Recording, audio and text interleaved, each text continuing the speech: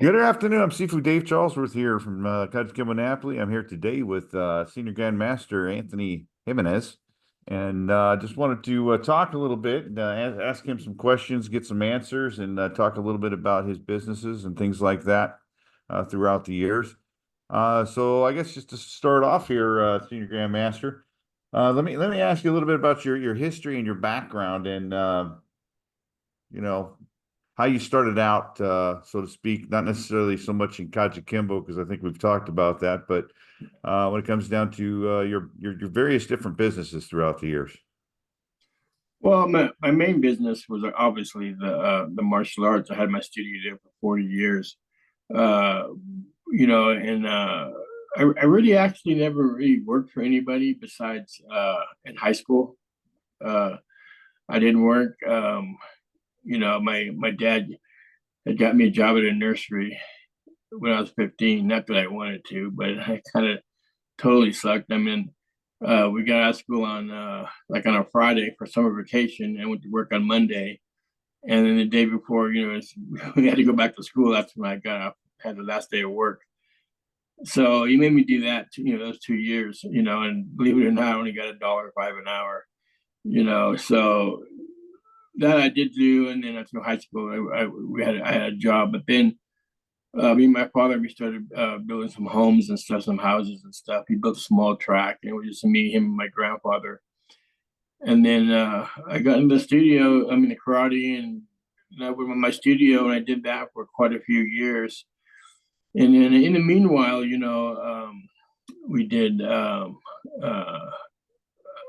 found the casino, we'll say that. I found the casino. And how that worked was I was only, let's see, I was only 16. And my girlfriend's mom and her grandpa and me and her mother took me to arena for the first time. Well, that's what got me hooked. Because remember back then when you made $1 something an hour, right?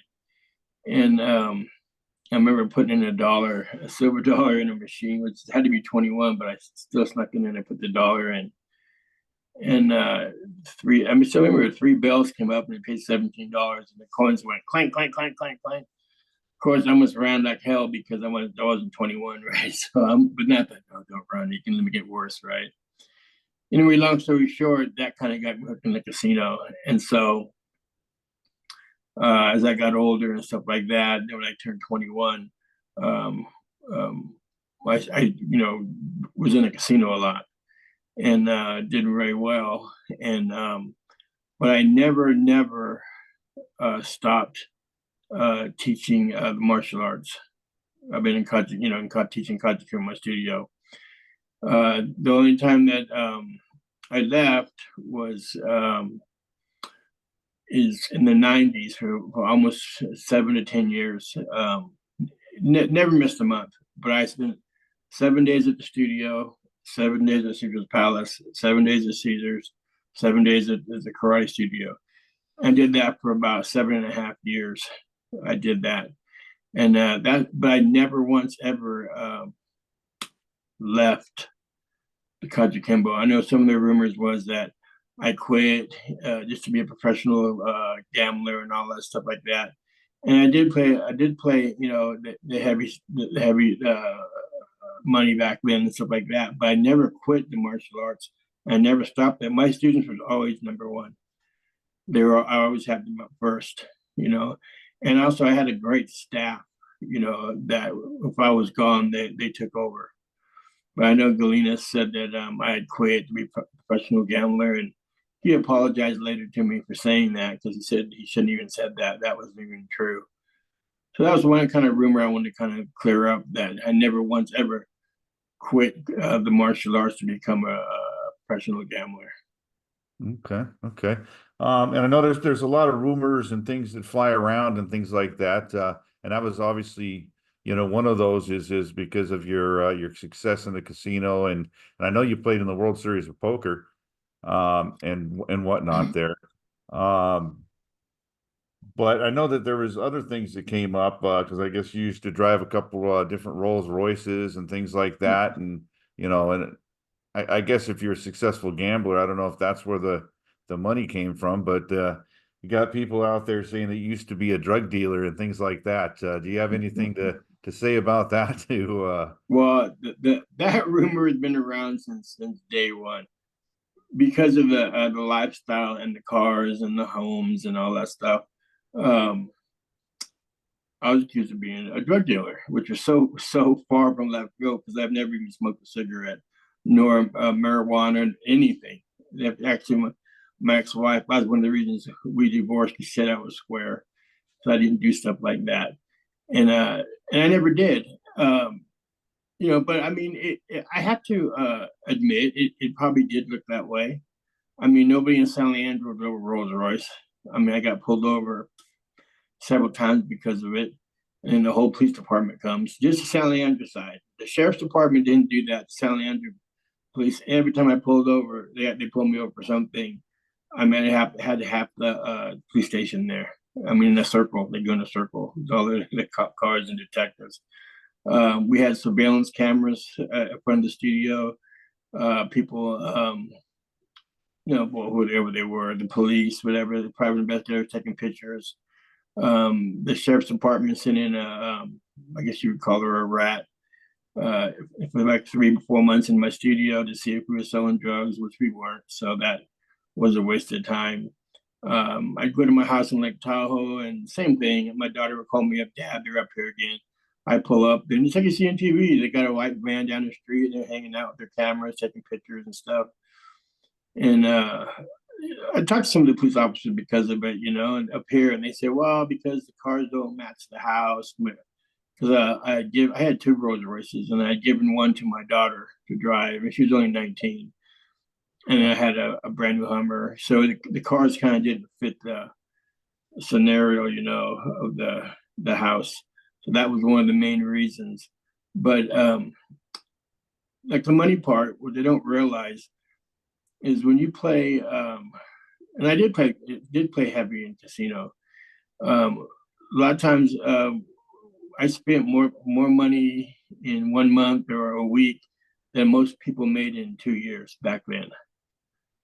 And they don't understand that the money coming in, going out through that casino, it adds up.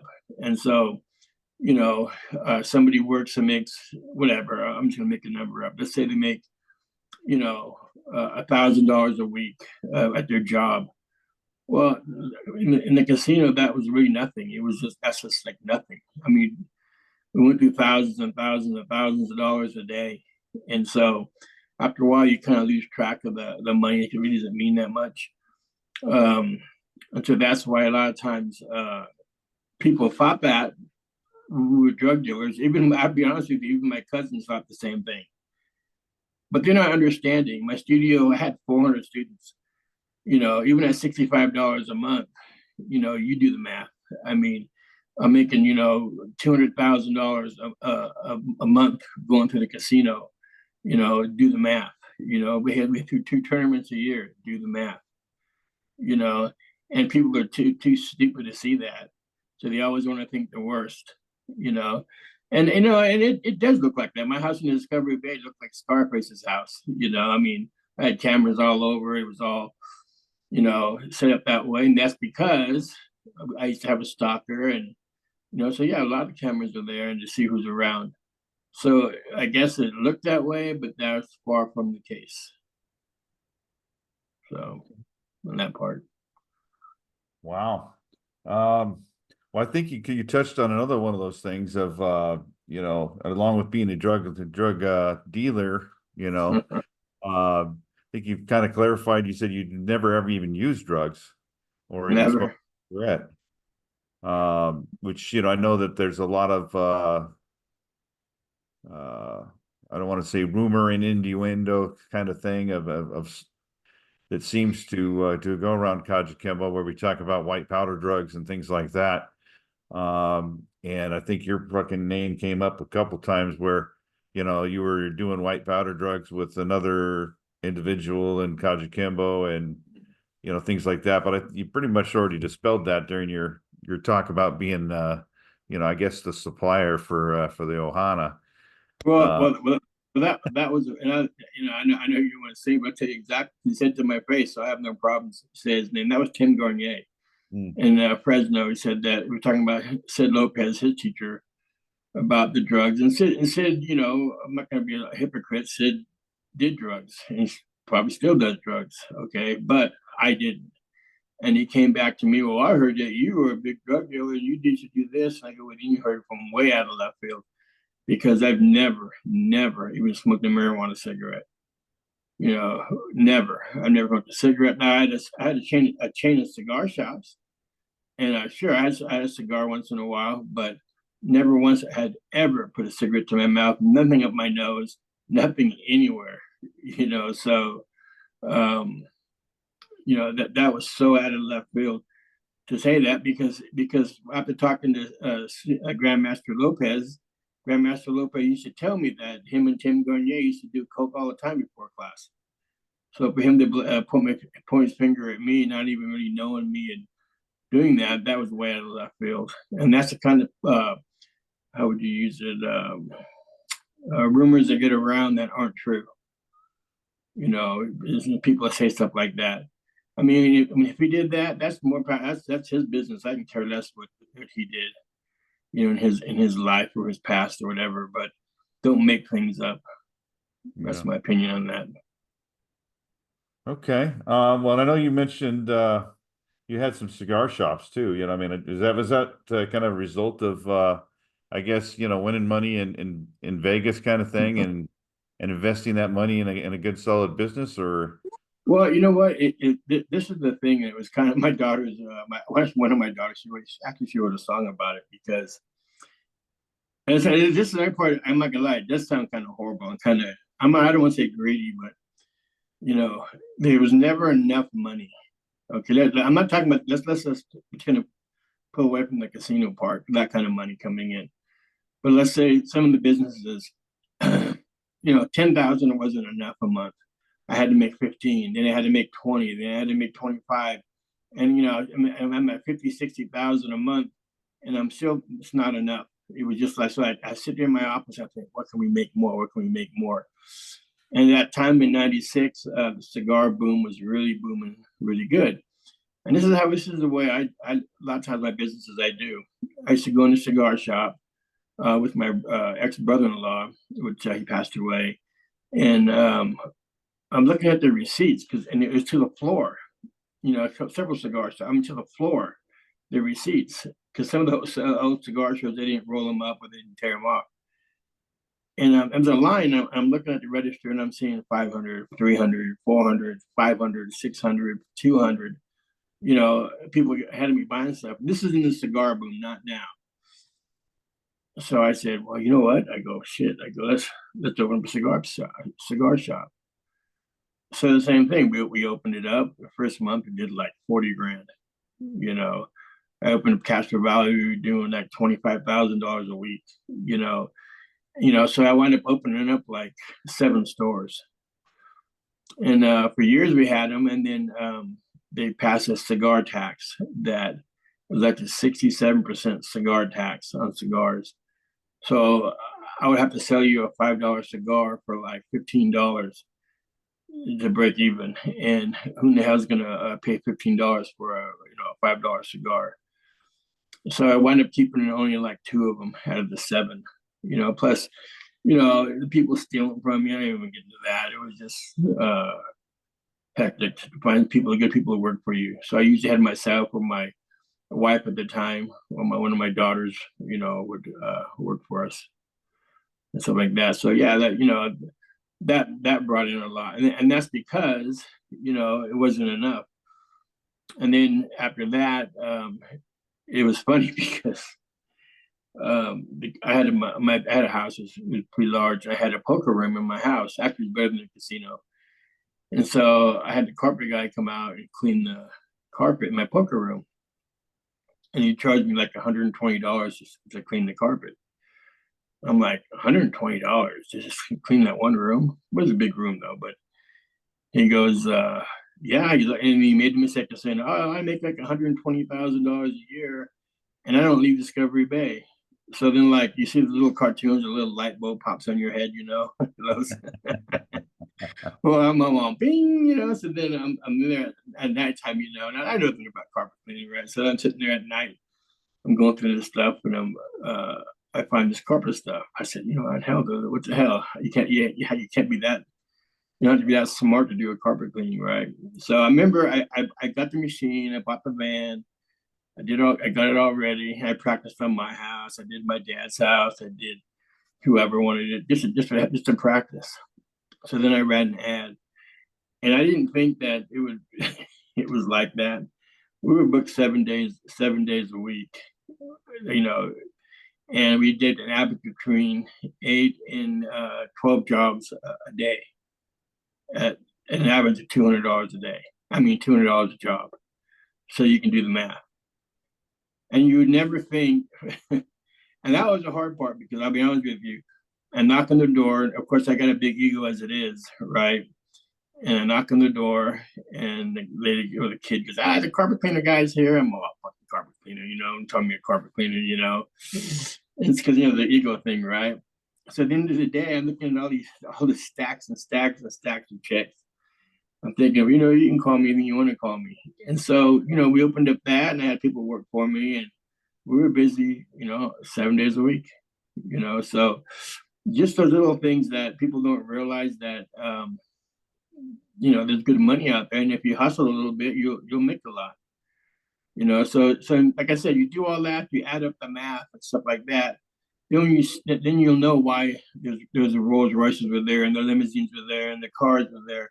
And that's not even counting the gambling. The gambling was just like sick, Well, speaking of the limousines, I've heard you talk about limousines a couple times and things like that. Did you actually have a limo business, or did you just No. have a couple limos? No, what happened was I had two actually. What happened was I don't drink. I really don't drink either. I'm not being like a big total like big pussy. You don't drink it like that, but if I have one drink, it has to be kind of a dirty man drink though. But it usually makes me dizzy, so my kids tease me and stuff. But my friend I used to play poker with, he used to drink like, and I'm not exaggerating. I pick him up, and he'd already have like 30 beers in him. So we go to the casino, and the same thing. He drink. And I used to cover his tab and everything, and stuff. And I tell the waitress Heather, I said, cut him off at $150. Just cut him off, the bar. And so I get tired of driving. So I said, fuck it, I'll just buy a limousine. So I bought a limousine, a big, long stretch one, right? And got a driver, and that drove me around for a long time. And then I decided to get the little smaller one, the town car one too. Sometimes the bigger one was just a little too big. So I had both of them. And they just drove myself around, my kids, or like my kids would go to Walmart, the limousine to take them. As they picture, they went to Great America, they took them, And, and I had a good driver. He was a little older guy. First guy didn't work out too good, but he was a little older man, and he was good, and we played hours of poker. We played like 9 to 10 hours, and he'd just sit in the car, or I'd come to the bar, and I'd feed him. I'd pay for his dinner and stuff, and plus, I paid for him driving me and stuff. But yeah, it was just cool. I mean, that's the only thing I do kind of miss. I do kind of miss my car, but I mean that part of it, But and you gotta keep in mind the casino thing, so people do understand. When I say 200,000 a month, that's counting their money too. So people don't understand that too. They're thinking that I'm taking $200,000 out of my pocket and going. I'm using some of their money too, because I bring mine, of course, but if I win, and I put back, like, well, we were going to dinner, and we won like 70 grand one time going to dinner, and we came back, we put it all back. So right there's $140,000 onto the machine, so, and then, stuff like that. So people have to understand that too. It's the casino's money too. Well, you might go on. Tell me about the World Series of Poker. I'm kind of curious about that because I was wondering about that. Well, it's just this. Well, I mean, it's a grind. I mean, I played. I don't know how many times I played in and stuff, and it's not easy.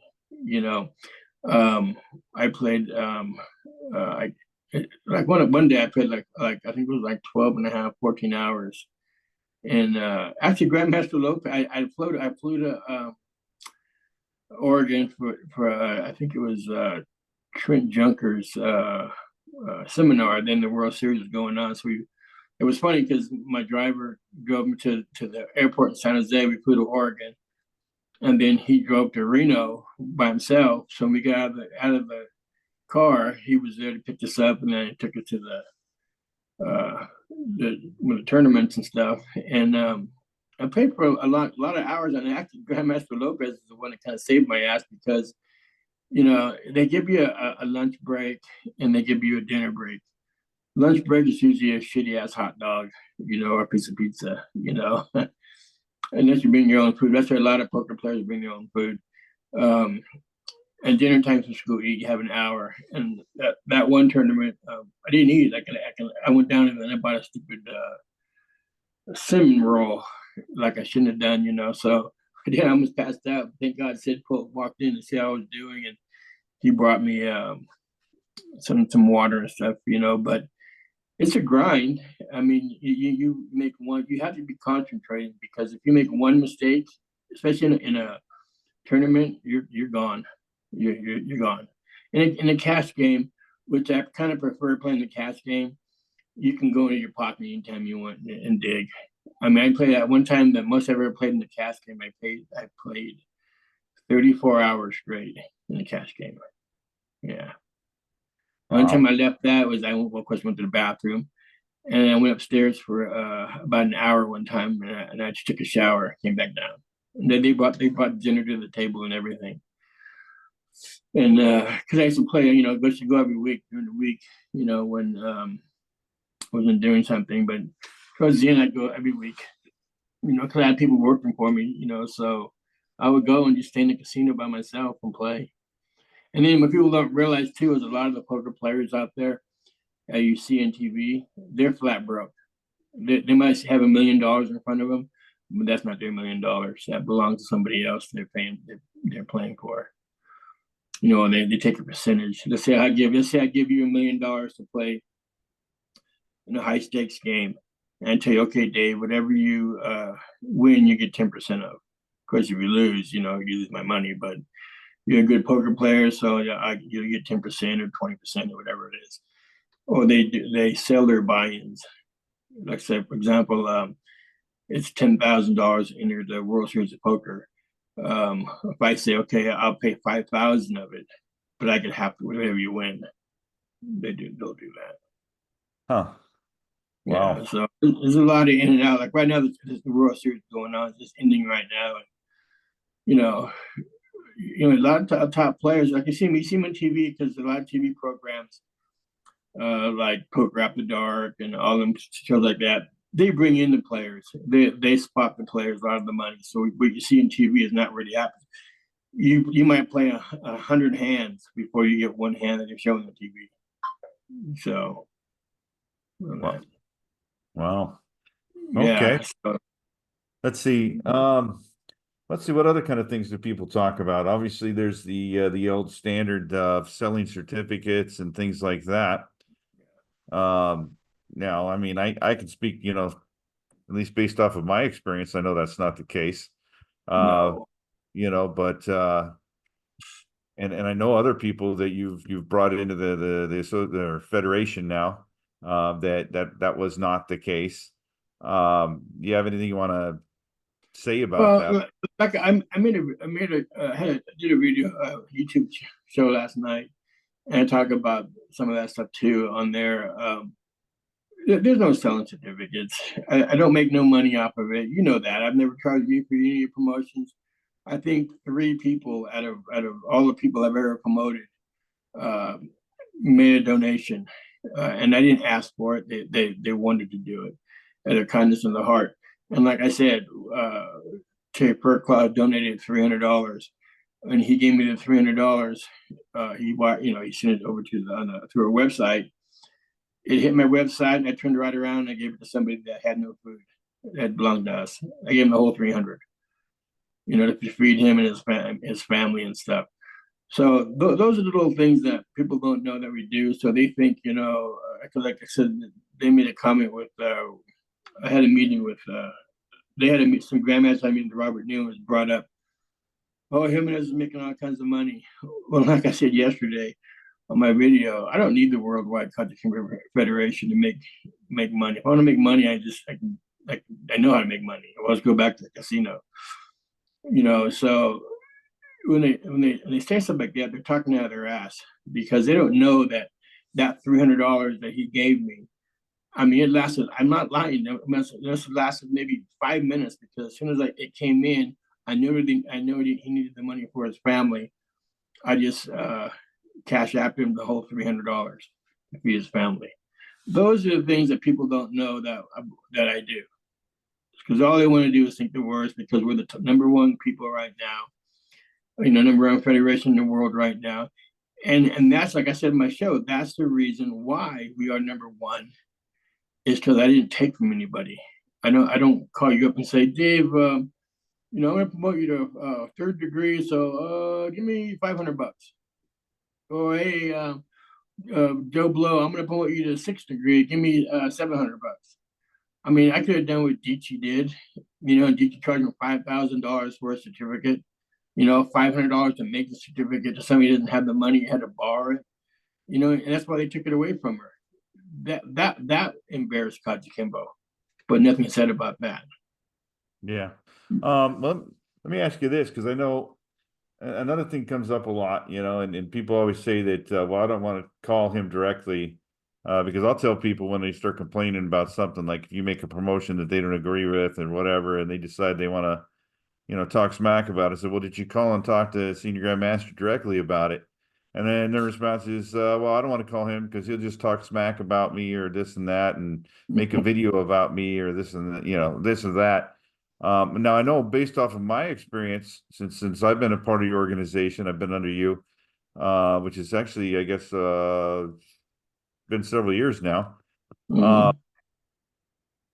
I haven't seen anything where you initiated something. I mean, yeah, sure, every now and again, like your response just now was like, "Why I could do what Dichi did," um, but like, I don't want to bring up specific ones and stuff and make people triggered again. But for the most part, it seems to me that you're being attacked. Well, I guess I could say it. I'll go ahead and say it. You called Kelly Gaylord fat, and then people got all upset and really went off the wall about that. Now I know, and that was in relationship to, I don't know, a letter she sent you regarding the patch and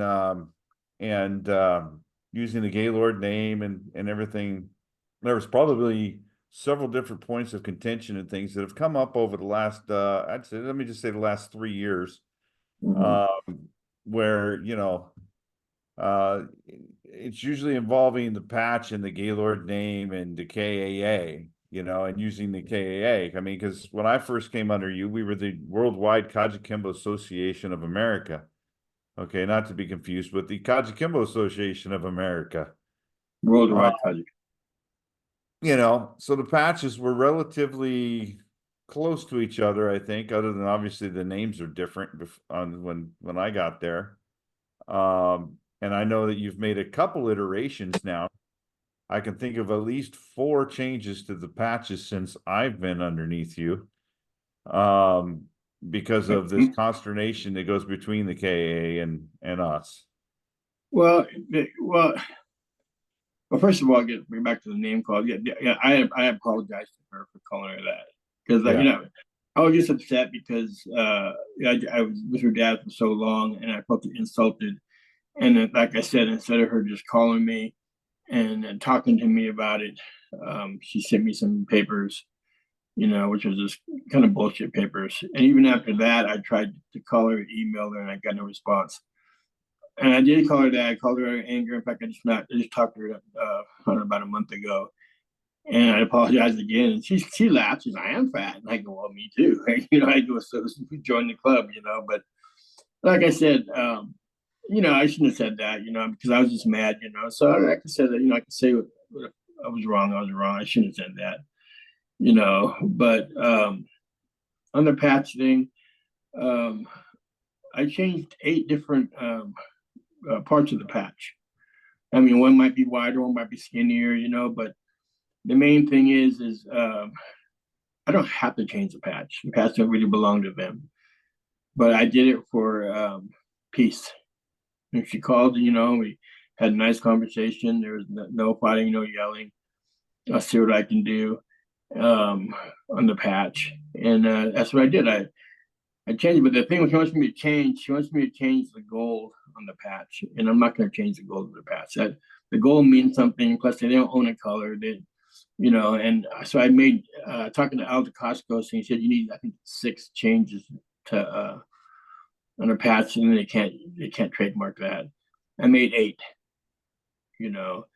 and people outside the United States, as part of the Worldwide KAJUKENBO Federation, they can't, they don't have to change their patch because there's no trademark in there. Even in the United States, she trademarked the new patch they made, so she would still lose in court. But like I said, I changed it. I changed it 8 different variations. I'm not changing no more. I just ordered hundreds of patches the other day. So that's the deal with that. Like I said, I hope them the best. And anything I can do to help them, my doors are open. I can help them anytime they want. Yeah, and and this kind of a I guess the reason I wanted to ask that question is because it kind of segues me into another aspect of things here.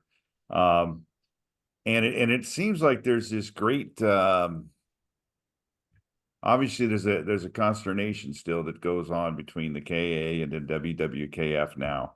And a lot of that, due to your ties with Great Grandmaster Gaylord and the KA. And the fact that you used to be a great part of what was going on in the KAA, and now are not. Now, people will say threw him out of the KAA and things like that. Well, now I understand that there was something that happened and where they had sent you a letter and everything else and stuff, basically saying that, but it was after you had already left the KAA. It was actually they didn't send a letter. They sent. I had left the KAA a few years before Gaylord passed away. I didn't not really. I wasn't too happy with something he did, But I didn't really quit because of them, because of him. I quit because of the. I don't talk bad about them, but they didn't do anything for all these years. It was the same, just bullshit every meeting. So nothing was ever done. So I just got tired of it, and I already had a good following for myself, and I didn't need it. I wasn't too happy with what Professor did. I still call him Professor, but it's nothing to get really leave him over it. So I never left Gaylord, but I pulled away from the association. Well, I told the story before. When Gaylord passed, Ron Estella came to me and said, "Hey, Tony," he said, "Milcor Chevers wants to come take over the KA." He goes, "We need you to come back." He goes, "Because it should be Jim Juarez." And at the time, I know what Gaylord told me, all that, but Jim Juarez was as a senior, Gaylord senior black belt. So obviously he should have taken over. Did Gaylord want him to take over? It's not what he told me, but he could have changed his mind. He didn't say who he wanted, but I told Ron, I said, well, yeah, I go, it should be Jim Juarez. I go, well, let me see about coming back. Maybe I come back and help you guys, whatever. He's all great because we need you back. I said, okay. Not even a month later, Senior Grandmaster Pete Morales calls me up. Say, hey, Tony, he says, did you hear? I said, no. Because they had a meeting. I go, well, who had a meeting? The KAA. For what? Well, they kicked out you. They kicked out Jimmy Willis. They kicked out Vargas. And I'm like, well, first of all, I already left. Second, Wild kicked out Grandmaster Willis. He's never done nothing to him. Vargas, like, they went out on the stupid, the pedophile thing, which was stupid because how can you kick somebody out that actually owns the KAA? So that's when that's when I got mad at Ron Stellar about that, because he asked me to come back, and I asked that Pete. I go, well, was Ron? I said Ron was there, and he goes, yeah, and he voted, yeah, to kick you out. I go, fucking son of a bitch, just asked me to go back in to help him out, and then turns around and does that. That's the part. That's the part that starts the animosity, And like I said in my video yesterday, I don't hate anybody. I don't like what's done or what's said or the lying part of it, but just don't be a hypocrite. Tell them the way it is. And like I said, they kicked out Vargas, and he actually owns the KAA. He has lock, barrel, and stock. He owns it. Now they revised it, so now they own the new revised part, but the original KAA, they don't own it. Vargas owned it all those years. I saw the papers and the notarized signature from Gaylord. So I guess that's probably where most of that consternation started and things like that. But and I think one of the reasons really the only reason I wanted to bring that up is because, okay, so here we go. Now we have the KAA, okay, and then we have the WWKAA, now the WWKF, okay, which was changed once again due to a request, with them talking of, about the patches and things like that and sharing the name. It's too similar. People are confusing you for us and, this and that and the other thing. Now, with that said, there's a lot of criticism or whatnot that still comes from the KAA. Okay, so you can't have it both ways, in my opinion. If we're not part of the KAA, we're not under the KAA, then why does the KAA seem to think that they need to manage everything that goes on within the WWKF? Okay, so for example, if they think somebody shouldn't have gotten promoted somewhere, tough shit. Sorry for my language, but it's none of your business, in my opinion. Much, yeah. Because I mean, when they promoted people, I can care less. It means nothing to me. That's their business. Great, you promote these people to this. That's great. It's over and done with. I don't care. I don't go, well, I mean, just don't do that. The only thing I ever said something about was when Jim Morez and Melkor, they gave them their 10th degrees. And the only reason I said that is because people thought that I promoted them. And they called me up the next day and they go, how could you do that? And I said, I never promoted them. I go, that was the old KAA that did that. And then one thing I was straighten out too is the federation part. I took association out of federation. That part had nothing to do with really with Kelly Gaylord or the old KAA. That's because in different countries, they don't recognize an association. They only recognize a federation. So it was advised to me that I changed the association of federation. For that's the reason I did that part. Okay. Okay. Yeah. Cool. So and that was one of those things, and because like I get a lot of comments too on some of my videos that I put out, and I'll get a comment that'll say like, well, in the Gaylord method, we do it this way, and that your knees should be touching the ground when you do this or that kind of thing. Well, they're just nitpicking. Well, and my point being though is you want to nitpick me on something. Okay, so if I'm not doing the Gaylord method anymore and I'm not doing the Hemenes method because these guys don't want you to use the Gaylord name, then why are Gaylord people critiquing Hemenes people's techniques? Yeah. Not that I mind, and okay, fine. If I do something wrong and it's wrong and the right way to do it, and I did something wrong, okay, fine. I'm all for it. Give me some feedback. That's cool. I mean, you do it to me all the time, and rightfully so,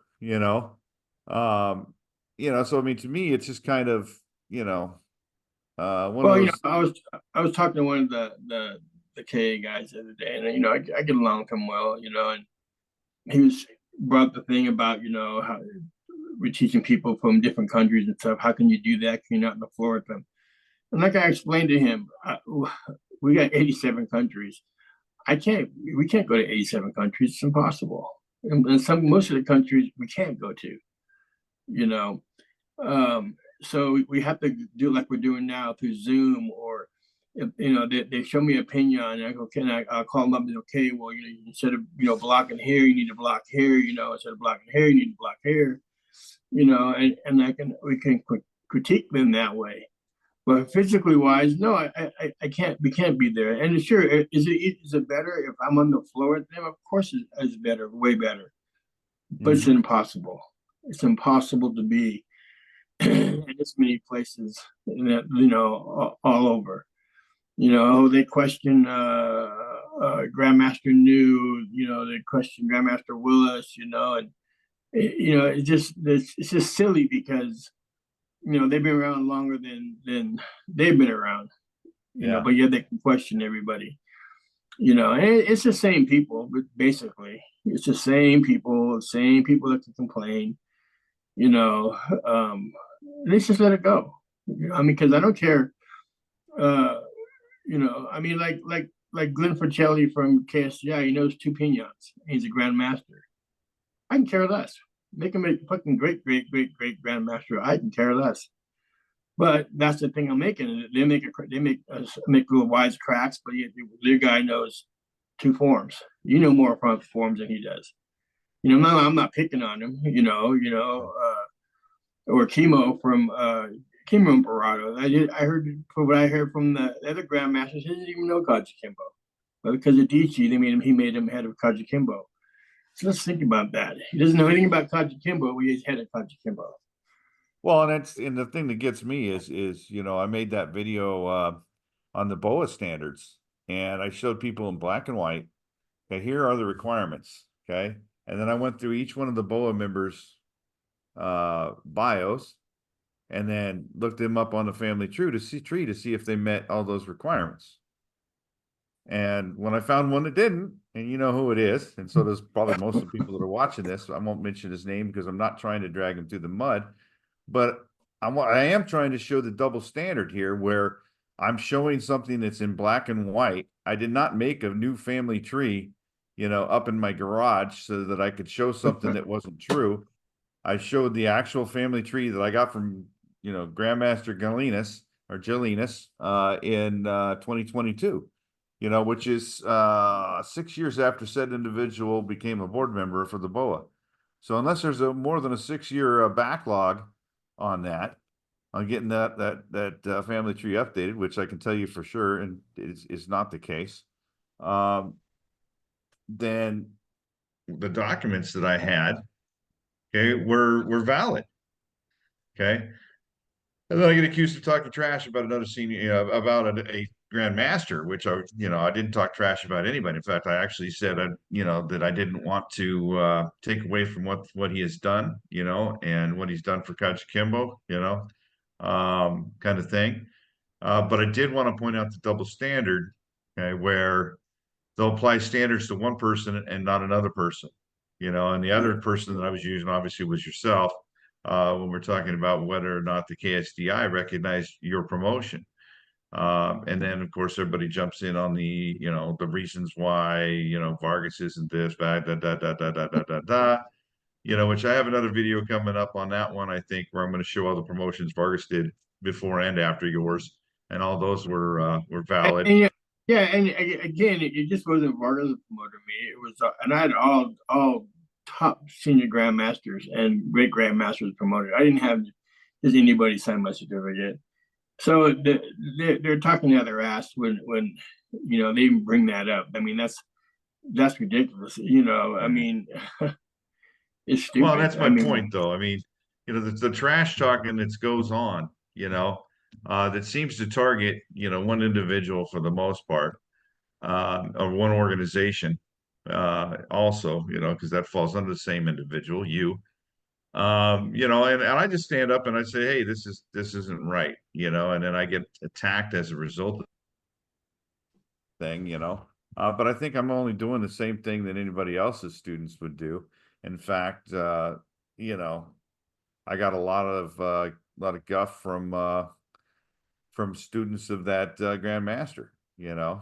And then also other grandmasters who are, you know, friendly with the said grandmaster, you know, also kind of jumped in on that and tried to discredit what I was saying and everything else, you know.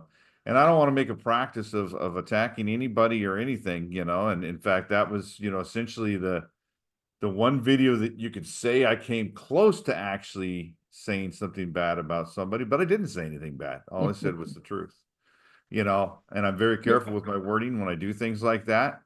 You know, but I do like to point out the issues when they you know, present themselves. And it's not like I went looking for it. I just found it, went, oh wow, look at that.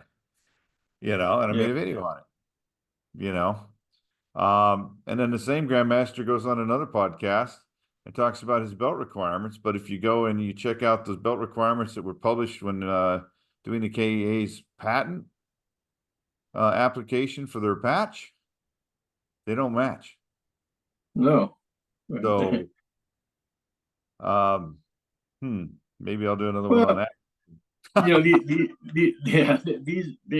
and it's funny because it's just basically the same people that say stupid things. I got one that they don't know about, and so I'll throw it out there so they can use that too. Gator skipped me my first degree because when I left Vargas, I was only a student black belt. When I went under Gator, because I accomplished so much, even at that time, he said, I'm not going to give you a first degree. He goes, I'm going to give you a second degree. So they didn't know about that. So I thought I'd throw that out there so that they can now tell everybody I'm only a white belt, or not white belt, but first degree instead of ninth degree. And I've heard, you know, oh, you're not even a black belt. You're not even this. I'm like, dude, get a grip, you know.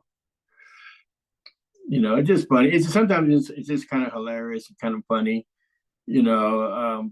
But yeah, you know, you won't see me. Like I said, yeah, I just, you know, I'll say a few things, but you won't see me come on any of my videos just for the hell of it and start slamming somebody for no reason.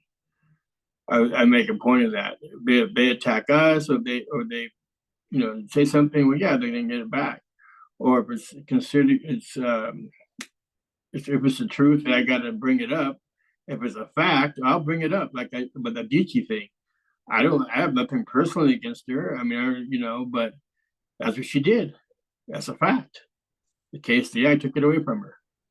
Okay, but you know, it's nothing said about it. It was like, oh, okay, you know. So, you know, that's just the way it is. You know, I mean, it's what it is. But you know, we straightened a few questions out and stuff, and I'm sure there's going to be many more, you know, and but like I said, I just hope everybody's the best, you know, and just learn. That's all I gotta say. Give, don't take. You'll get more out of it. Well, I think if we could all just learn to get along and to work with each other and stop with the politicking back and forth, you know, but I don't know if that's even a possibility. It seems to be you know, kind of human nature, so to speak, at this point. You know, people have just turned into a different thing from when I grew up. You know, our society has changed quite a bit, and maybe that's just the way it's become. But as martial artists, I think we you know, owe it to ourselves and to our martial art, you know, to show a little more restraint, a little more discipline, and you know, act like adults instead of you know, little kids half the time and talking shit about each other. Well, he's I like mean, one of the I don't even mention his name. It's just this guy's a total idiot. But he tells me, oh yeah, there's a line of black belts that want to whip your ass when they see you. You know, I said, well, tell them make a line one at a time. I go, no problem.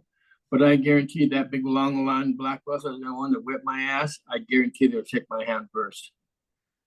You know, so I mean that's the way it is. They can talk shit all they want, or I'm gonna do this, I'm gonna do that, but then when they see me, oh, senior grandmaster, you know, or you know, and then there's nothing too that I get a lot of grandmasters and other studios from the KAA, old KAA, would love to be under us, because out of the respect for Gaylord and the daughters, that's the only reason they stay.